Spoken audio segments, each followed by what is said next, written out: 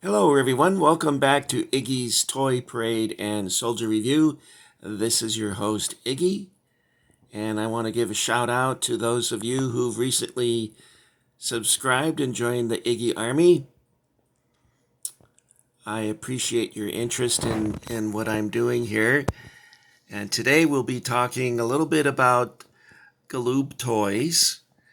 And Galoob had started in 1988 producing Star Trek themed toys, but they didn't last very long in this market before losing interest, and the brand then went to Playmates.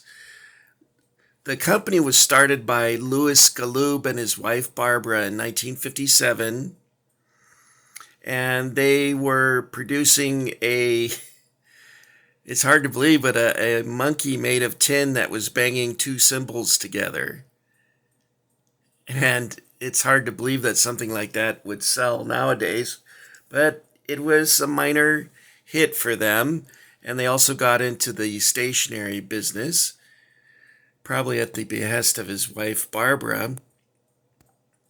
But in 1970, Lewis developed health problems and his son took over the business. His son was David Galoob, and David decided to turn Galoob Toys into a major competitor in the toy market. And he brought his brother Robert on board, and their first hit was Mr. T. And if any of you are old enough to remember the TV show The A-Team, it was very popular with youngsters, and especially Mr. T. I pity the fool! You guys remember that? Well, at any rate, the toys had become very successful, and Galoob started making major bucks. They later picked up the Star Trek banner, and it didn't go as well as they had hoped, and so they lost interest in it. But before they stopped making Star Trek, they had produced a die-cast Enterprise, which you see here. It's quite heavy. I showed you one before that was still in the package in my last video. It's quite heavy, actually, probably because of the saucer. And up here we see loose figures of Geordi LaForge, Captain Jean-Luc Picard, William Riker, and Worf. Now you'll notice something about all of these figures is that in the case of Worf and Geordi LaForge, they're left-handed. They have a phaser in their left hands, and their right hand is a fist. And then in the case of Riker and Captain Picard, their left hand's a fist, and their right hand is holding a phaser. Now, one of the things that reduces the play attractiveness of these toys is that they're not very well articulated.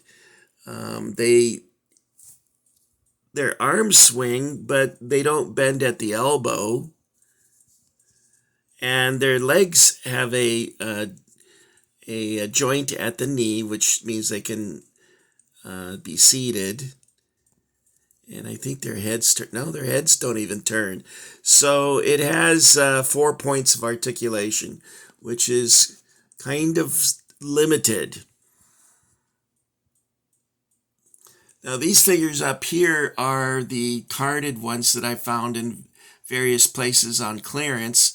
I was able to pick up quite a number of them at Target on clearance in the final days. And you could also get them at KB. This one I got at KB Toys. KB Toys is no longer with us any longer. They're defunct, like Toys R Us. Although I think Toys R Us is still active in Canada, and I believe Macy's has made a deal to resurrect Toys R Us at Christmas time in their stores, in the Macy's stores. So you see that's $1.99. And this one over here This one over here, when I saw this, I said, "Oh my God, no wonder I'm divorced." I hope I didn't pay that, but it says Comic Castle, $20. Did I really pay $20 for this? If I did, then in all seriousness, I don't blame my wife for leaving me, because, guys, you need to keep things real. And if you're spending so much money that it's affecting your life in other ways, such as not being able to rent a better apartment or to buy a home because you're spending so much money on these things, then you need to really reassess what you're doing. Have a heartfelt conversation with yourself. And I'm divorced because I lacked self-awareness. Investing, at one point, I figured out I was spending about $600 a month on toys. And, that's not very sensible. Now, I enjoy these things immensely and still do, but you need to keep it real. So that's my speech for today. I'll get off my soapbox now.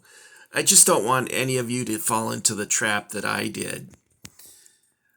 Now, the rest of these figures I got, like the ones that I bought at Target.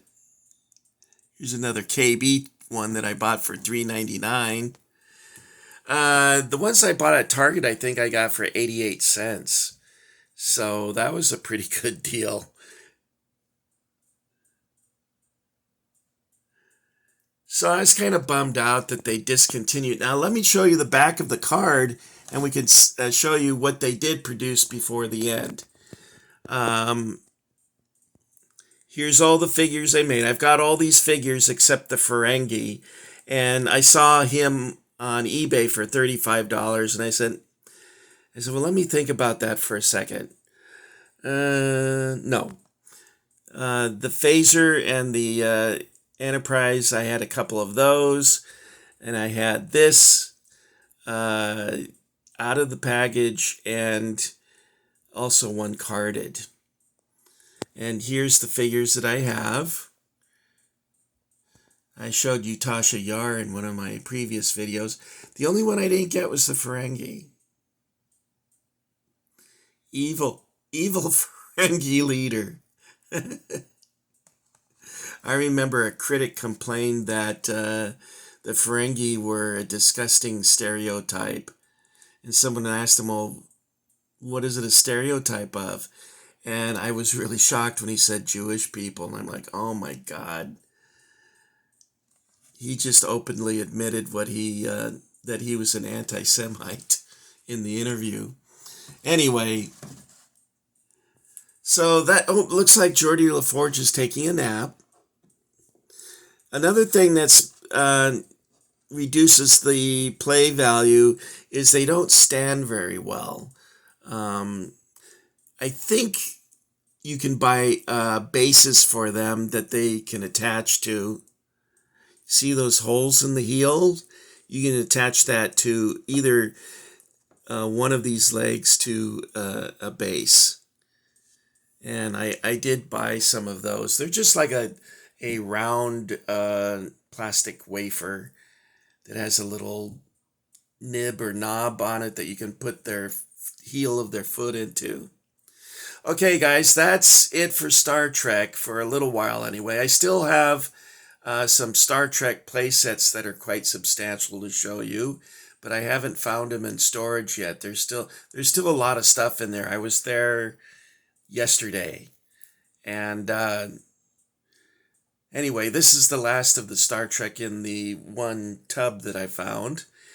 And I want to say thank you for watching this one and getting Iggy with it, of course. So you guys take care of each other, and I'll see you on the dusty trail, and I'll meet you back at the ranch. Bye, guys.